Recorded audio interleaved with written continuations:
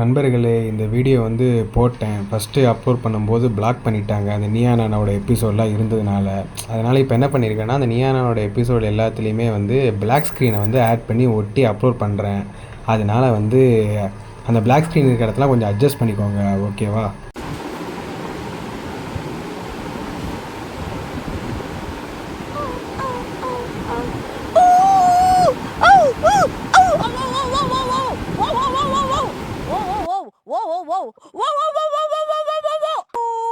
நண்பர்களே, எல்லாரும் வந்து நீயா நானாவோட லேட்டஸ்ட் எபிசோட வந்து பார்த்துருப்பீங்க. ஸோ தெருநாய்கள்லாம் வந்து அகற்றப்படணும்னு சொல்றவங்கலாம் வந்து ஒரு பக்கமும், இன்னொரு பக்கம் வந்து இல்ல அதெல்லாம் அகற்றப்படக்கூடாதுன்னு சொல்ற தெருநாய் பிரியர்களும் வந்து 2 பேரும் வந்து ஒரு நல்ல டிபேட் ஒன்று பண்ணாங்க. நல்ல டிபேட்லாம் இல்லை. இவங்க கேட்குற இவங்க கேட்குற எல்லா கேள்விக்குமே அவங்ககிட்ட பதிலே இல்லை. ஸோ அப்படிதான் வந்து இந்த ஷோ வந்து போயிருந்தது. இப்போ டாக் ஆஃப் த டவுனாவும் வந்து இந்த ஒரு டிபேட் தான் வந்து இருக்கு. ஸோ என்னுடைய பெர்ஸ்பெக்டிவ் வந்து கொஞ்சம் வேற மாதிரி தான் இருந்துச்சு இந்த ஷோ பார்க்கறதுக்கு முன்னாடி வரைக்கும். தெருநாய் பிரச்சனையை வந்து ஏன்னா அந்த பிரச்சனை முன்னாடி நடக்கும்போது அதை ஏன் பிடிச்சிட்டு போகணும், வரல இருந்துட்டு போகுது, அது அப்படி விட்டுறலாம், ஏன் இதை வந்து இவ்வளோ காம்ப்ளிகேட் பண்ணிக்கிறாங்க, அந்த மாதிரியான ஒரு மென்டாலிட்டி தான் நானுமே இருந்தேன். பட் ஒன்ஸ் இந்த ஷோ பார்த்ததுக்கு அப்புறம் என்னுடைய பெர்செப்ஷன் டுவர்ட்ஸ் இட் மாறி இருக்குதான். அண்ட் நான் என்னுடைய கருத்துக்கள் எல்லாத்தையுமே வந்து கடைசியாக சொல்றேன். ஷோ பார்த்துக்கிட்டேன் ஒரு சில ஹைலைட்டான மூமெண்ட்லாம் அப்படி பார்த்துக்கிட்டே நடுவில் என்னுடைய கருத்துக்களை அப்படி கட்டிட்டு போகலான்னு இருக்கேன். So welcome to the latest episode of Neeya Naana with Rohan. டேய், நான் இது வரைக்கும் இறங்குனது இல்லடா ஃபீல்ட்ல. இப்ப ஸ்ட்ரெயிட்டா இறங்குறடா. நீங்களா நானும் மோதி பாத்துக்கலாம்டா. எறா வண்டிய. வண்டி ராஸ்கல். பால்டாயிலா குடிக்கிற பால்டாயில. வெக்கமா இல்ல உனக்கு? நண்பர்களே, வந்து எபிசோடெல்லாம் வந்து ஹைலைட்டான மூமெண்ட் எல்லாம் எடுத்து வச்சிருக்கேன். ஸோ அதை அப்படி பார்த்துக்கிட்டே வந்து அந்த கருத்துக்களையும் சொல்றேன். பட் பிஃபோர் தட் இவர் ஒருத்தர் பேசும்போது தான் ஓகே, இதுக்கு முன்னாடி வந்து இவ்வளோ பிரச்சனைகள் இருக்கு, அது வந்து ஸ்ட்ரெயிட்டாவே வந்து ஒரு ஸ்ட்ரக்சரா எனக்கு வந்து புரிய வச்சது வந்து இவரு தான். அவர் பேச்சு வந்து எனக்கு ரொம்ப பிடிச்சிருந்தது. ஸோ அது அவர்ல இருந்தே நான் வந்து ஸ்டார்ட் பண்றேன், ஓகேவா? ஒரு நாய்க்கு 6000 ரூபாய் ஆகுதுன்ட்டு அது முன்னாடி 10,000 ஆகுது. ஸோ அதுக்குள்ளதான் மறுபடியும் உள்ள போறாங்க. எனக்கு தான் இங்க தீர்வு சொல்லு. அட்லீஸ்ட் குறைஞ்சபட்ச தீர்வுங்கிற எனக்கு கண்ணு முன்னாடி என்னன்னா, இப்ப தெருவில் எவ்வளவு நாய் இருக்குது, எதுக்கு தெருனா தெருவில் இருக்கணும், எனக்கு அதுக்கு பதில் சொல்லுங்க சார். இருக்க வேண்டாம் தான் சார் நாங்களும் சொல்றோம்.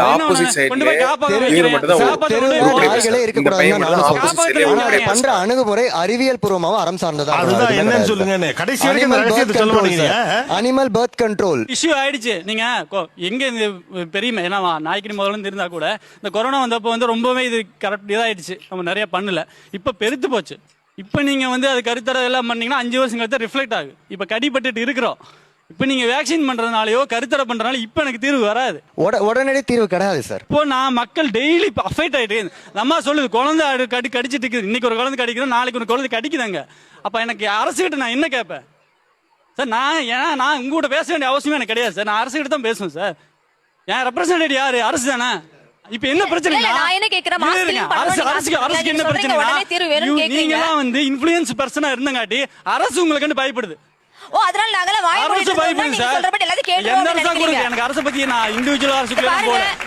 என்ன பிரச்சனைனா, நீங்க நரேஷன் வேலை எடுத்துட்டு போனதுனால அரசு கெட்ட பேர் ஆயிருமோ, இல்ல நாங்க வந்து விலங்குல கொண்டு ஓடுவாங்க. ஒரே ஒரு அரசு கேக்குது, நீங்க வீட்டுல வச்சுக்கிற நாய் எல்லாம் வீட்டுல மக்கள் எல்லாம் கொண்டு ஓடுவாங்க, நாலு யாருமே வீட்டுல நாய் வளர்த்து கூட அரசு சொன்னா ஆக்சுவலி அப்படி சொன்னாங்கன்னா நாங்க ப்ரூவ் பண்ண ட்ரை பண்ணுவோம். அதாவது எங்க நாய்கள் காமா தான் இருக்கு, அதுக்கான வேக்சினேஷன் பண்ணி இருக்கு, சேஃபா தான் இருக்கு.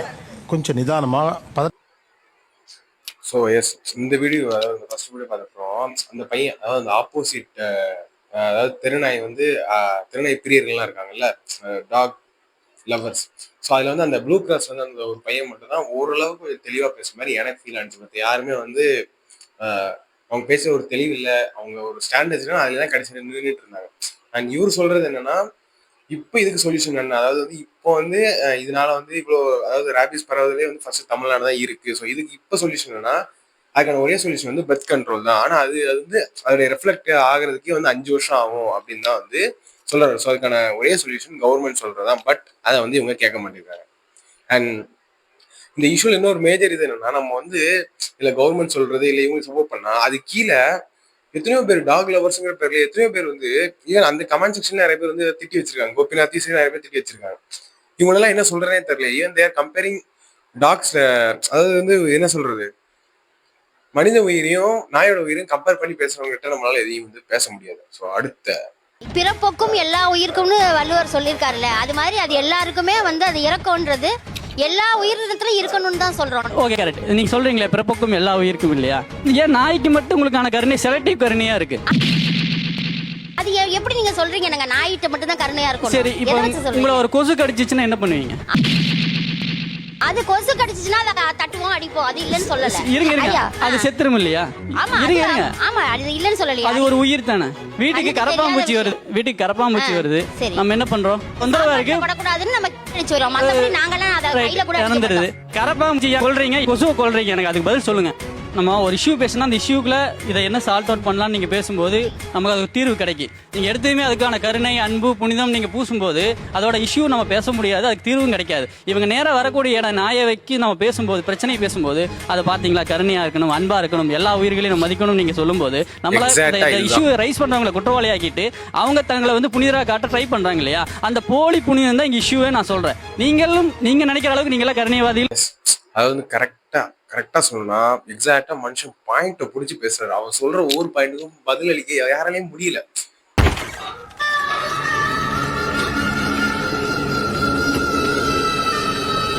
லிட்டரலா அதாவது அந்த பக்கத்துல எல்லாருமே வந்து நாங்க வந்து அன்பு காட்டுறோம், வந்து கருணை காட்டுறோம்னு சொல்லிட்டு அவங்க எல்லாம் நல்லவங்க மாதிரியும் இவங்க எல்லாருமே வந்து நாயை வந்து கொல்லணும், அவங்களுடைய ஸ்டாண்டே வந்து நாயை கொல்றதுக்கு நீங்க எல்லாம் சப்போர்ட் பண்றீங்க மாதிரிதான் இருக்கு. அதை வந்து சரியா புரிஞ்சுக்கவே மாட்டேங்கிறாங்க. அவங்க ஜஸ்ட் கவர்மெண்ட் என்ன பண்ற போறாங்களோ அதுக்கு சப்போர்ட் பண்ண விடுங்க, அதைத்தான் வந்து சொல்றாங்க. அது ஏன் எதிர்க்கிறீங்க, அதனால இவ்வளவு பிரச்சனைகள் இருக்குன்னு சொல்ற கூட்டம் தான் இது. ஆனா இவங்க கம்ப்ளீட்டா இவங்க வந்து இந்த திறனையை கொல்லணும், அதுக்கு சப்போர்ட் பண்ற கூட்டம் இதுன்னு சொல்லி கம்ப்ளீட்டா போர்ட்ரேட் பண்றாங்க. இவங்களை வந்து ரொம்ப அவர் சொன்ன மாதிரி கருணைவாதியை காமிச்சுக்கிறாங்க. யாரும் கருணைவாதியும் கிடையாது இல்லைங்கிறது வந்து என் மைண்ட்ல இது இந்த மாதிரியான ஒரு பெர்ஸ்பெக்டிவே எனக்கு இல்லை. ஆனா வந்து இது உண்மைதான். நம்ம வந்து யோசிச்சு பார்த்தா டாக் லவர்ஸ் எல்லாம் வந்து ரொம்ப நாய்க்கே வந்து சாப்பாடு போடுறான், அப்ப எவ்வளவு நல்லவனா இருப்பான், அந்த மாதிரியான ஒரு ஒரு ஒரு பாயிண்ட் ஆஃப் வியூ அதை நோக்கி போயிடும்ல. நம்ம பாக்குற விதமே அப்படி ஆயிடும். ஸோ நம்ம அவங்க எல்லாரையுமே வந்து நமக்கு இந்த பிரச்சனையோட அவங்க எல்லாம் நம்ம குளோரிஃபை பண்றோம். அதை நம்ம வந்து அவ்வளவு பாக்குறோம். நம்ம ஏன் இந்த பிரச்சனை அவ்வளவு பார்க்க மாட்டேங்கிறோம்?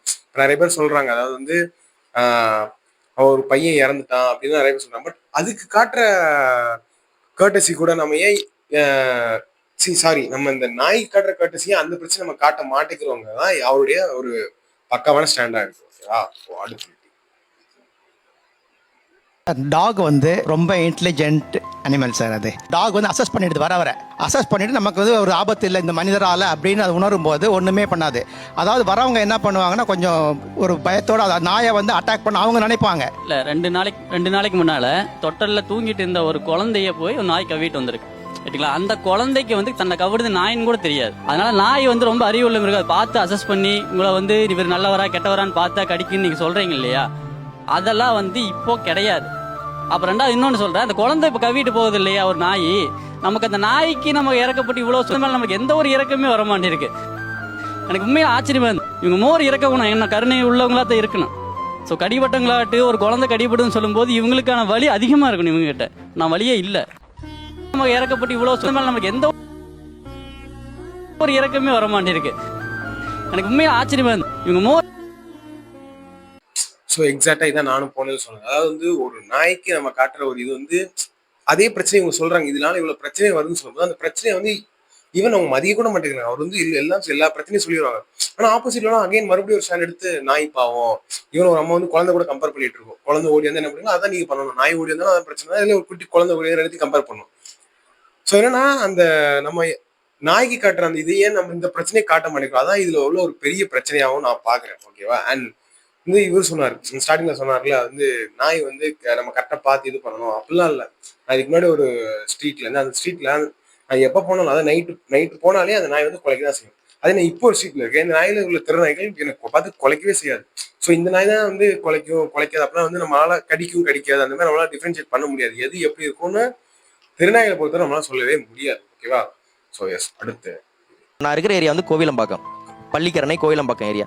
நீங்கள் 9 மணிக்கு மேலே நீங்கள் போனீங்கன்னா மாபா ஒரு 10 நாய் 12 நாய் உங்களை சூழ்ந்து நிற்கும் பொழுது நான் வந்து வண்டியில் வேகமாக ஓடிட முடியும். நான் வண்டி இல்லாமல் இறங்கி நான் பஸ்ஸில் நடந்து என் வீட்டுக்கு வர்ற ஆளாக இருந்தால் நான் என்ன பண்ணணும்? ஒன்று, ஒரு குழந்தை 3 கவர்மெண்ட் ஸ்கூல் இருக்குது, 3 கவர்மெண்ட் ஸ்கூல் இருக்கு, 2 பிரைவேட் ஸ்கூல் இருக்கு நான் இருக்கிற ஏரியால.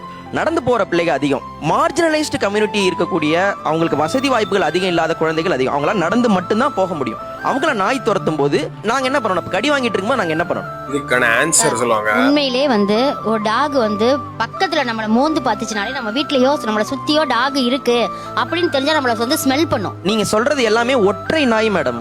ஒற்றை நாய் பம்மும், ஒற்றை நாய் வாழை சுருட்டும். நான் கேட்கறது ஒரு 10 நாய் இருக்குங்க. 10 நாய் வாழை சுருட்டிய நாய், வாழை சுருட்டாத நாயின்னு எப்படி நான் பிரிக்கிறது? அதாவது உங்களோட ஆன்சர் எல்லாமே ஒரு நாய். அதாவது இப்போ 10 நாய் கேட்கறாங்கன்னா அது ஒரு நாய் நல்ல நாய் தான் அப்படின்னு சொல்றாங்க. ஓகேவா? நான் ஃபுல்லா பாத்துட்டேன். எங்களோட கருத்துல நான் மொத்தமா கேட்கறேன். செம்ம சீனிக்குது இன்னைக்கு. அவ்வளோ லவுடா இருக்கும். இன்னொரு டாகோ, ஒரு கேட்டோ, ஒரு ஆடு மாடு, இல்ல ஒரு தேர்ட் பர்சன் பயங்கரமா அப்படின்னு சொல்லி வாலாட்டின்டே இருக்காருன்னா நம்மளுக்கு தெரிஞ்ச ஆளு கீழே நிக்கறா அப்படிங்கறதுக்கு நம்மளுக்கு அலர்ட் பண்ணி கொடுக்கும். ஆனா இதே டாக் இன்னொரு டாக் இது பண்ண மாதிரி அப்படின்னு அவ்வளோ லவுடா இருக்கும் கத்துறது. அதே நான் வரேன் அப்படிங்கிற போது அப்படிங்கோ என்னன்னா லவ் யூ பயங்கரமா. ஆனா இதே டாக் இன்னொரு லவுடா இருக்கும் கத்துறது. Gopinath final reaction. அதாவது அவங்க எப்படி இதெல்லாம் அவங்க சொல்லணும்னு தோணுதுன்னே எனக்கு தெரியல. அதாவது நாய் இப்படி கத்துனா இப்படி அர்த்தம், இப்படி கத்துனா இது அர்த்தம், இதை நீங்க புரிஞ்சுக்கணும். இவ்வளவு பிரச்சனைங்க சொல்றாங்க. இதெல்லாம் விட்டுட்டு அப்ப இதை நீங்க புரிஞ்சுக்கோங்க, இதை புரிஞ்சுட்டு இதுக்கு தகுந்தப்ப உங்களை மாத்திக்கோன்னு சொல்றாங்க. என்னடா இது? லைக் என்ன சொல்றது, காலுக்கு ஏத்தாப்புலதான் செருப்பு சைஸ் வாங்க முடியும், செருப்பு சைஸ் ஏத்தாப்புல உன் காலை வெட்டிக்கும் சொல்ற மாதிரி இருக்கு. காலுக்கு ஏத்தாப்புலதான் செருப்பு சைஸ் வாங்க முடியும், செருப்பு சைஸ் ஏத்தாப்புல உன் காலை வெட்டிக்கும் சொல்ற மாதிரி இருக்கு. அண்ட் அப்படி அடுத்து இதுக்கு போறேன். அண்ட் அப்புறம் நான் இவங்க அதாவது இந்த பிரச்சனையில அஃபெக்ட் ஆகிறவங்களுடைய பாயிண்ட் இருக்குல்ல, இதுல இவங்க சொல்றதே எனக்கு ரொம்பவே கரெக்ட் தான். இல்ல எப்படி ஒரு டே டு டே லைஃப்ல ஒரு ஒரு என்ன சொல்றது, ஒரு பிஸியா இருக்கிற ஒருத்தனால இதையும் ஒரு பிரச்சனையா ஏன் சுமக்கணும், எதுக்கு அதை நாங்க இது பண்ணணும்னு ஒரு கொஸ்டின் நமக்குள்ள வருதுன்னா, இவங்க சொன்னதுக்கு அப்புறம் தான் எனக்கு அது ரொம்ப ஹார்ஷா ஒரு ரியாலிட்டி எனக்கு ஃபீல் ஆனிச்சு. ஒரு கவர்மெண்ட் செக்டர்ல ஸ்டாஃப் நர்ஸா இருக்கேன். ஒரு 60,000 பாப்புலேஷன் வச்சுக்கோங்க சார்.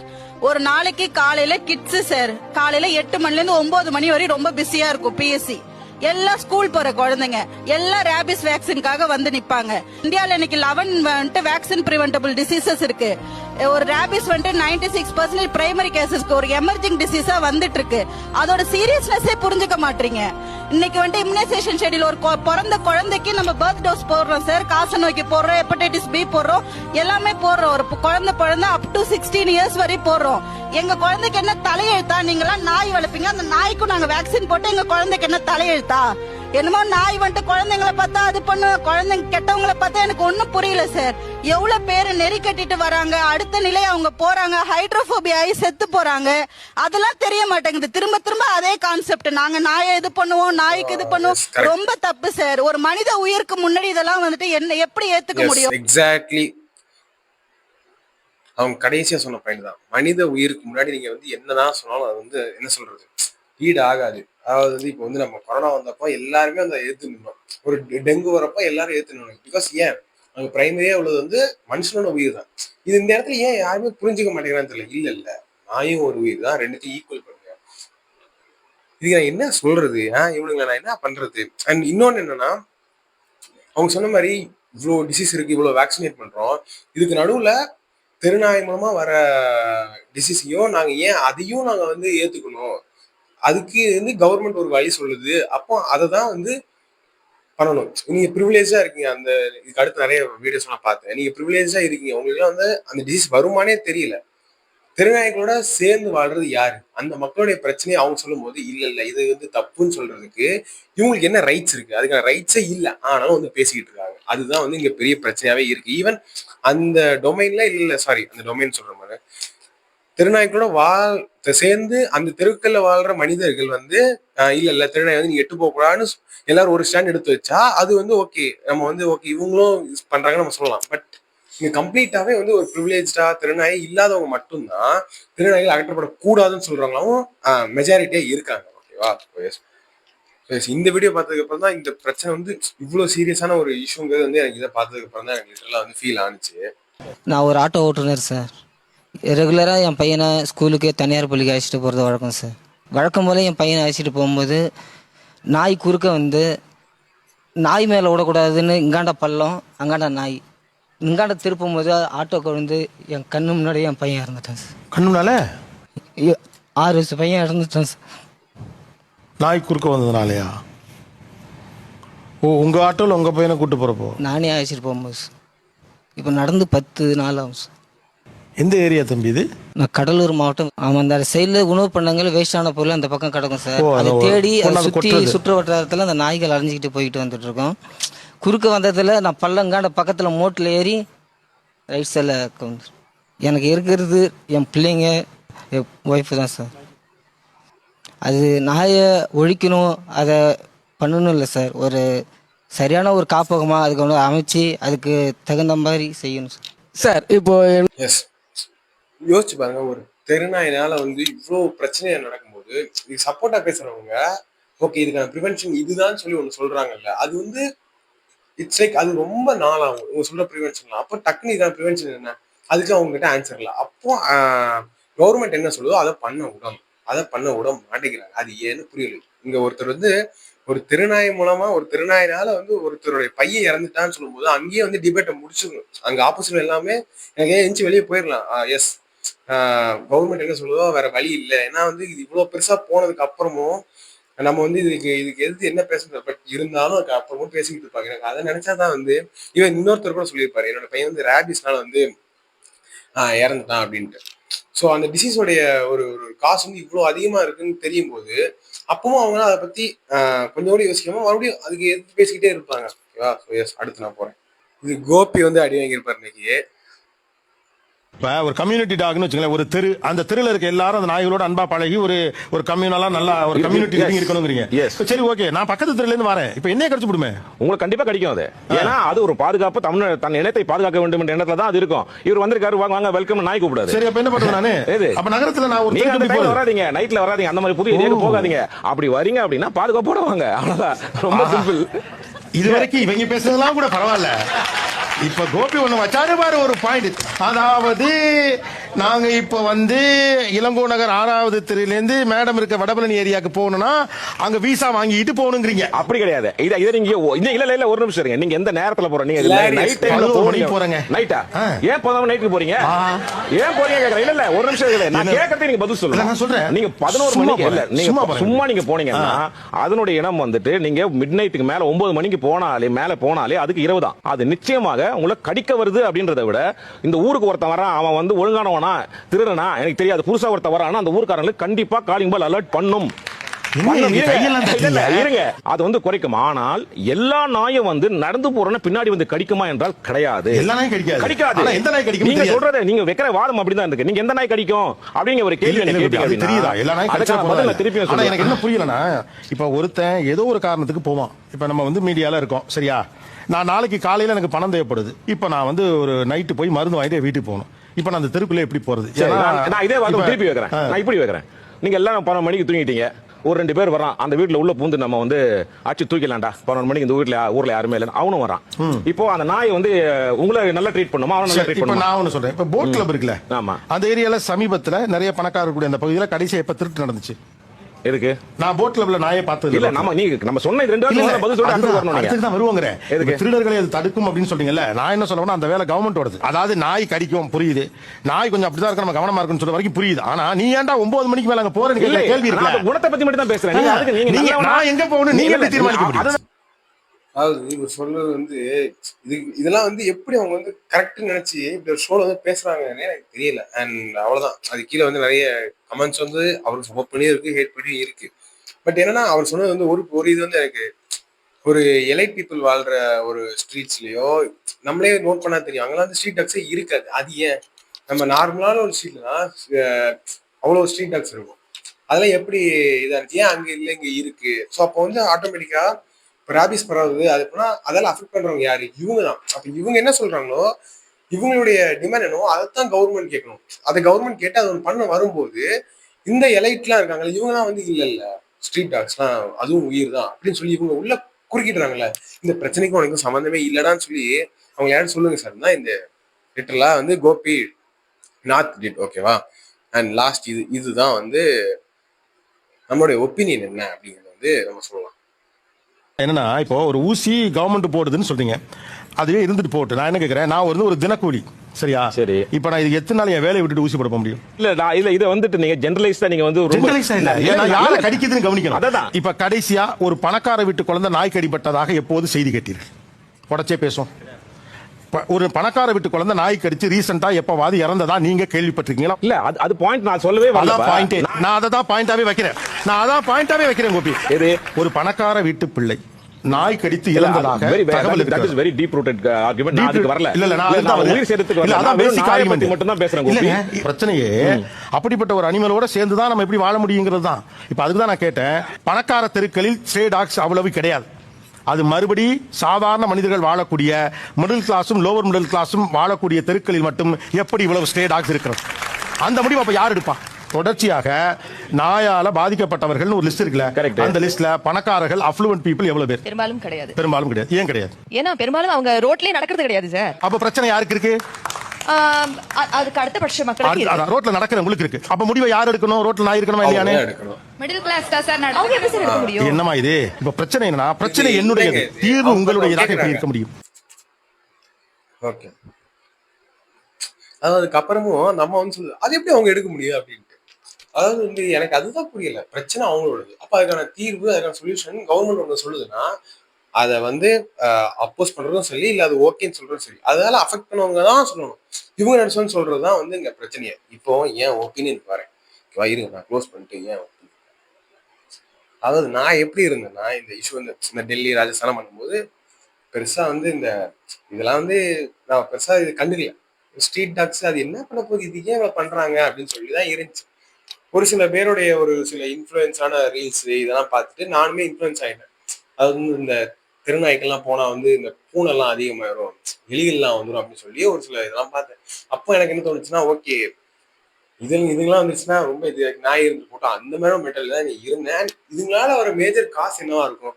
தெருநாயில மேஜரா என்ன கடி வாங்குவோம், அவ்வளவுதான். இதுக்கு தான் அந்த கடிக்கு ஒரு ட்ரீட்மெண்ட் ஒன்று பண்ணா போவோம், அவ்வளவுதான். அதுக்கு மேல எக்ஸ்ட்ரீமா எதுவும் நடக்காதுன்னு நினைக்கிற வரைக்கும் I am okay with it. But once இதெல்லாம் பார்த்ததுக்கு அப்புறம், இதுக்கு பின்னாடி இவ்வளோ பிரச்சனைகள் இருக்குன்னு தெரிஞ்சதுக்கு அப்புறம் இதெல்லாம் வந்து அக்செப்ட் பண்ணிக்க முடியாதுங்க. அதாவது ஒன்ஸ் ஹியூமன் உயிருக்கு இது ஆபத்துன்னு தெரிஞ்சிருச்சு அப்படின்னா அதை தடுக்கிறதுக்கான வழி என்னவோ அதை பண்ணி தான் ஆகணும். இதுல வந்து ஆப்ஷன் ஏ ஆப்ஷன் பி, இதை பண்ணுங்க இதனால பண்ணா இத்தனை வருஷம் கழிச்சு வந்து என்ன சொல்றது, உங்களுக்கு சொல்யூஷன் கிடைக்கும். கொரோனா வந்துச்சு, இதுக்கெல்லாம் வந்து வேக்சின் கட்டிக்க முடியாது, எல்லாம் வீட்டுக்குள்ளே இருங்க, அது வந்து போற வரைக்கும் எல்லாம் வீட்டுக்குள்ளேயே இருங்க, போனதுக்கு அப்புறம் நம்ம எல்லாம் வெளியே வந்துக்கலாம், அந்த மாதிரி சொல்றதுதான் வந்து இவங்க பேசுறது இருக்கு. கம்ப்ளீட்டா அவங்க பேசலாம் அப்படிதான் இருக்கு. அவங்க அவ்வளவு பிரச்சனைகள் எல்லாம் கூட்டுறாங்க, அதெல்லாம் வந்து காலையே வாங்கிக்காம இதுதான் நான் சொல்றதுதான் ஸ்ட்ரீட் டாக் தான் என்னோட சப்போர்ட். சரி, அதை சப்போர்ட் பண்றாங்க அப்படின்னா அதுக்கு இவங்க சொல்ற ப்ராப்ளமுக்கும் சொல்யூஷன் தான் ஒன்று சொல்லணும். அண்ட் மை ஸ்டாண்ட் வந்து நான் வந்து இவங்க பக்கம் தான் நான் இருந்தேன். அதாவது வந்து இந்த ஃபர்ஸ்ட் இந்த ஒரு இதெல்லாம் இந்த பிரச்சனை வரும்போது. பட் ஒன்ஸ் இந்த எபிசோட் பார்த்ததுக்கு அப்புறம் இதனால இவ்வளோ பிரச்சனைகள் இருந்துச்சுன்னு தெரிஞ்சதுக்கு அப்புறம் வந்து ஓகே, இதுக்கப்புறம் நீங்க வந்து ஸ்ட்ரீட்டாக கவர்மெண்ட் என்ன பண்ணுவோம் அதை வந்து தாராளமாக பண்ணிட்டு போயிடும். பிகாஸ் அவங்களுக்கு தெரியாது ஒன்றும் இல்லை, இதுதான் வந்து பிரச்சனை, இதுதான் சொல்யூஷன் சொல்லி அவங்க ஒன்று சொல்றாங்கல்ல, that must be a good solution for this issue. ஓகேவா? அண்ட் அவ்வளோதான் இன்னைக்கான வீடியோ பிடிச்சிருக்குன்னு நம்புறேன். ஓகேவா? ஸோ எஸ், அண்ட் என்னுடைய கருத்துக்களை உங்களுடைய கருத்துக்களையும் வந்து கீழே கமெண்ட்ல சொல்லுங்க. என்னுடைய கருத்துக்களில் வந்து ஏதாச்சும் முரண்பாடு இருந்துச்சுன்னா இருக்கும், நிறைய பேருக்கு இருக்கும், அதையும் வந்து கமெண்ட்ல வந்து கொட்டிட்டு போங்க. And being a talk lower, அதாவது நான் டாக் லவர் இல்லை, நிறைய பேர் டாக் லவர் இருப்பீங்க, அது உங்களுடைய டாக் லவருடைய இதை வந்து இங்க காட்ட வேண்டிய அவசியம் இல்லை. பிகாஸ் இதுக்கான ஏன்னா பாதிக்கப்பட்டவங்க நீங்க இல்லை, பாதிக்கப்பட்டவங்க நிறைய பேர் இருக்காங்க. அப்போ அவங்க என்ன சொல்றாங்களோ அதுதான் வந்து கவர்மெண்ட் பண்ண போகுது, அதான் பண்ண போறாங்க. அதுக்கு இவங்க ஃபுல் சப்போர்ட் இருக்குது. நடுவில் நம்ம போயிட்டு தேவையில்லாம வந்து இவங்களை மாதிரி போயிட்டு நின்றுக்கிட்டு, ஸோ அது வேணாம். ஓகேவா? இன்னைக்கான வீடியோ அவ்வளோதான். அடுத்த வீடியோல பார்ப்போம்.